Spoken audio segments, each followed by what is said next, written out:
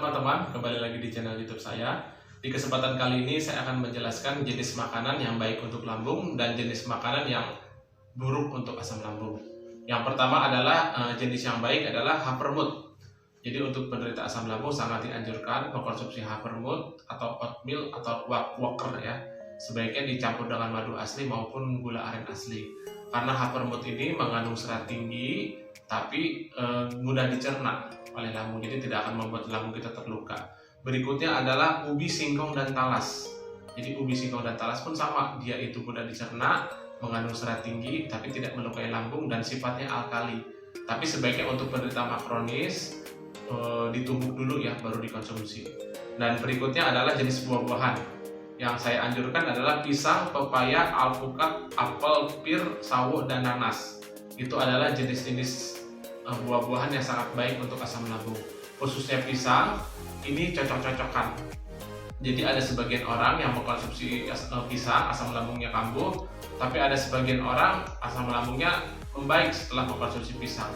Dan kembali lagi bagi yang penderita makronis, sebaiknya buah-buahan yang di blender dulu tanpa campuran air, tanpa campuran gula, dan setelah itu dikonsumsi. Semangka, melon, tomat, dan timun ini pun cocok-cocokan. Sebagian orang mengkonsumsi semangka, asam lambungnya semakin kambuh. Sebagian orang ada yang malahan enak asam lambungnya. Tapi yang sudah jelas dihindari oleh untuk penderita asam lambung adalah jenis nangka dan durian. Ya, seperti kita ketahui bahwa nangka dan durian itu mengandung gas yang sangat tinggi, tentunya akan memperburuk kondisi asam lambung kita. Berikutnya adalah bawang merah, bawang putih, dan juga bawang bombay. Tiga jenis bawang ini bisa dikategorikan pun cocok-cocokan. Ada saya punya teman, asam lambungnya itu sembuh total hanya dengan konsumsi bawang merah dan bawang putih mentah. Tapi ada sebagian orang maupun bawang merah dan bawang putihnya pun dimasak, memperburuk keadaan asam lambungnya. Jadi sekali lagi, tubuh kita yang nanti akan menentukan apakah bawang merah bawang putih cocok untuk tubuh kita ataupun tidak. Berikutnya adalah lemon, jeruk nipis, jahe, dan kunyit. Nah, ini bisa dibilang jenis-jenis herbal atau buah-buahan yang bisa membantu menyembuhkan penyakit asam lambung. Tapi sebagian orang pun tidak cocok. Ya, ada yang mengkonsumsi kunyit semakin menjadi, ada yang mengkonsumsi jeruk lemon atau jeruk nipis semakin menjadi. Bahkan ada juga yang mengkonsumsi jeruk lemon secara rutin, asam lambungnya sembuh. Jadi sekali lagi, 4 jenis ini bisa dikategorikan bisa menyembuhkan asam lambung. Tapi pun bagi sebagian orang bisa memperburuk keadaan asam lambung. Ya. Tempe dan tahu. Nah, penggunaan tahu ini sangat dianjurkan untuk penderita asam lambung karena tahu ini mudah dicerna dan juga mengandung protein tinggi. Nah, untuk tempe, karena tempe ini difermentasi, ada sebagian yang cocok dan tidak cocok. Jadi kalau bagi sebagian orang yang memiliki makronis, sebaiknya hindari dulu tempe karena tempe ini kan dicampur dengan ragi. Ya. Berikutnya adalah susu kedelai dan kacang hijau. Nah, ini sangat dianjurkan untuk penderita asam lambung. Tapi bagi kacang hijau sebaiknya dibuatkan sari kacang hijaunya, di blender dulu baru dikonsumsi. Bisa dicampur dengan gula aren asli maupun madu asli. Dan berikutnya sayur, wortel, bayam, kacang panjang, sawi, waluh, oyong, terong, sawi putih. Nah, ini pun sangat dianjurkan untuk penderita asam lambung. Tapi bagi penderita makronis sebaiknya direbus atau dikukus sampai halus atau sampai agak lembek, baru dikonsumsi, bisa dicampurkan dengan bubur. Ya. Berikutnya adalah jenis gula. Ya, jadi gula aren dan madu asli ini pun membantu penyembuhan asam lambung kita. Jadi gula aren bisa kita kincah, bisa kita masak, dicampur dengan air. Setelah itu kita bisa minum airnya. Madu asli pun sama, tinggal 1 sendok makan sehari 3 kali. Bagi yang cocok bisa dicampurkan jeruk lemon, itu pun bisa membantu penyembuhan asam lambung kita. Berikutnya adalah roti gandum. Ya, jadi roti gandum pecah kulit yang tidak menggunakan ragi.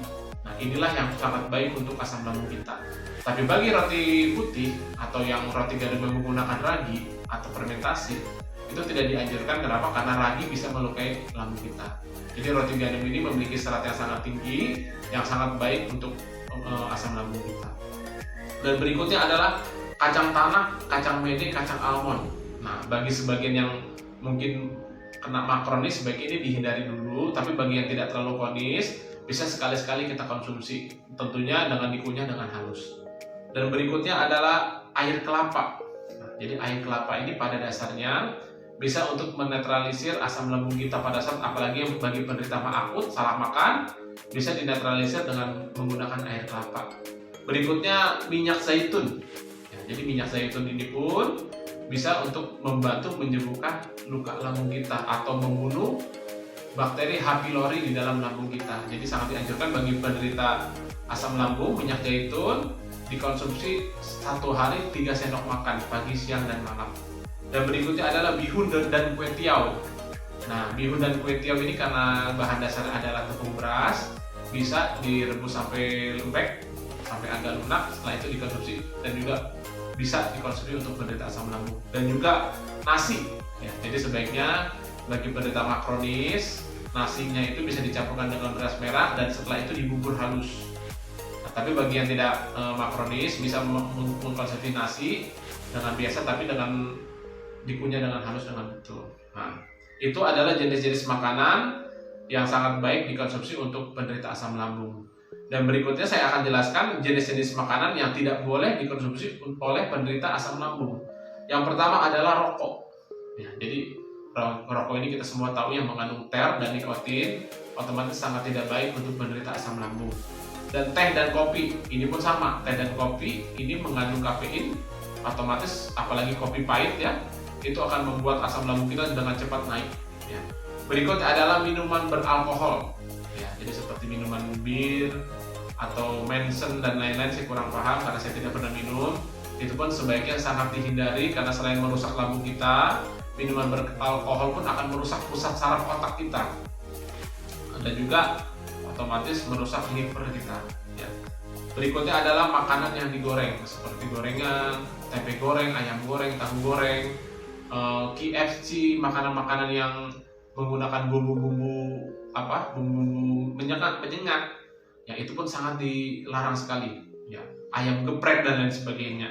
Keripik-keripik seperti keripik singkong, keripik ubi, keripik tempe, keripik talas, jenis keripik-keripik yang digoreng itu sangat berbahaya sekali untuk penderita asam lambung. Karena itu karena makanan yang digoreng itu akan merusak dan melukai lambung kita. Berikutnya adalah keju. Nah, keju pun ini makanan yang tidak mengandung serat, tapi mengandung lemak yang sangat tinggi. Jadi otomatis akan memperburuk keadaan asam lambung kita. Berikutnya adalah coklat. Nah, coklat ini hampir sama dengan kopi ya, mengandung kafein dan gula yang sangat tinggi. Jadi otomatis bagi penderita asam lambung jangan coba-coba makan coklat karena itu akan akan memperburuk keadaan. Cuka. Ya, jadi kalau kita suka makan bakso biasanya dicampur dengan cuka. Cuka itu apabila kita konsumsi itu akan mengikis lapisan mukosa lambung karena cuka ini sangat tajam sekali. Berikutnya adalah cabai. Ya, baik itu cabai yang dikemas maupun cabai yang dibuat sendiri, itu sangat tidak baik untuk penderita asam lambung atau makanan pedas karena itu akan membuat radang lambung kita semakin parah. Dan berikutnya adalah tape. Nah, tape singkong atau tape ketan. Nah, tapi bagi tape singkong ini pun bisa dikategorikan cocok-cocokan. Kenapa? Ada seseorang yang untuk membantu penyembuhan asam lambungnya mengkonsumsi tape singkong, dan ada yang baru sedikit secuil saja asam lambungnya semakin buruk. Ketan. Nah, ini sebaiknya sangat dihindari sekali karena ketan itu sifatnya lunak, kenyal, sulit dicerna oleh lambung kita dan membuat asam lambung kita gampang naik. Saus, ya, jadi semua saus-sausan, saus tomat, saus sambal, itu semua sama ya. Merica, lada, ketumbar, palak, jintan. Dan ini adalah jenis rempah-rempah yang sebaiknya dihindari untuk penderita asam lambung karena itu akan membuat lambung kita panas dan radang lambung kita pun akan luka, akan semakin parah. Karena apa? Karena panasnya hampir sama dengan cabai tadi. Berikutnya adalah gula putih. Nah, jadi gula putih ini segera informasi karena sudah diproses kimia sedemikian rupa, hanya mengandung glukosa saja dan gula putih itu sangat sulit dicerna. Ya, jadi sebaiknya menggunakan gula aren maupun madu asli ataupun gula batu. Nah, jadi sebaiknya tidak kita bagi penderita asam lambung maupun penderita diabetes tentunya sama sekali tidak konsumsi gula putih. Berikutnya adalah kue-kue, ya seperti bolu, cake, dan lain sebagainya. Tart itu adalah makanan-makanan yang mengandung terigu, mentega, susu, telur, makanan yang sangat tinggi lemak, sangat sulit dicerna oleh lambung. Berikutnya roti putih, ya roti tawar yang sering kita konsumsi itu pun sangat tidak baik untuk lambung kita karena sulit dicerna karena kenyal. Dan juga ditambah lagi dengan dengan raginya itu ya. Dan berikutnya adalah makanan bersantan seperti opor, seperti lontong sayur dan lain sebagainya, itu sangat dihindari oleh penderita asam lambung. Kenapa? Karena makanan bersantan itu otomatis akan menaikkan asam lambung kita secara cepat sekali. Dan berikutnya adalah mie, baik itu mie instan, mie ayam, mie kuning dan lain sebagainya, karena bahan dasar adalah tepung terigu, dan bahan dasar tepung terigu itu adalah sangat sulit dicerna oleh lambung kita. Sebaiknya dihindari penggunaan mie. Sirup, nah ini minuman-minuman kemasan seperti minuman yang di saset, minuman yang di botol, yang menggunakan pemanis buatan, sangat dianjurkan untuk dihindari. Nah, mungkin banyak orang yang bertanya seperti ini. Ada dua jenis tipe pola makan untuk penderita asam lambung. Yang pertama, makan sedikit tapi sering, dan kedua, seperti saya jelaskan di video selanjutnya, makan sehari 3 kali. Kira-kira manakah yang baik? Nah, kalau kita pelajari, makan sedikit dan tapi sering itu hanya dipraktekkan untuk penderita MAH yang sangat kronis. Bagi orang-orang yang hanya bisa mengkonsumsi bubur.